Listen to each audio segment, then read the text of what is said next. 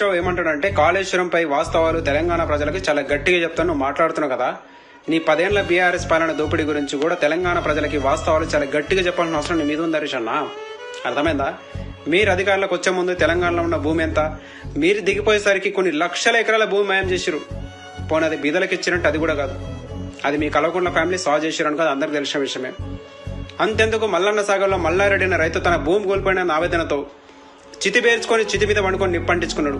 సిద్దిపేట జిల్లా తొగుట మండలం వేములఘాట్ గ్రామం మల్లన్న సాగర్ లో మునిగిపోతోంది. దీంతో గ్రామాన్ని ఖాళీ చేయిస్తున్నారు. కొన్ని కుటుంబాలు గ్రామంలోనే ఉన్నాయి. ఇదే గ్రామానికి చెందిన మల్లారెడ్డి ఇంటిని అధికారులు ఇటీవలే కూల్చివేశారు. ఆ ఇంటి నిర్మాణంలో వాడిన కలపను ఒకచోటకు చేర్చాడు మల్లారెడ్డి. వాటినే చితిగా పేర్చాడు. చితికి నిప్పంటించుకుని అందులో దూకి ఆత్మహత్య. ఇటువంటి వల్ల ఉసురుతలే కదా మీరు అధికారం కోల్పోయారు. దీని మీద కూడా వాస్తవాలు మాట్లాడు. మిగులు బడ్జెట్ తో వచ్చిన రాష్ట్రాన్ని అప్పుల తెలంగాణ చేసి తెలంగాణ నాగం చేయలేదా? దీని మీద కూడా వాస్తవాలు మాట్లాడు.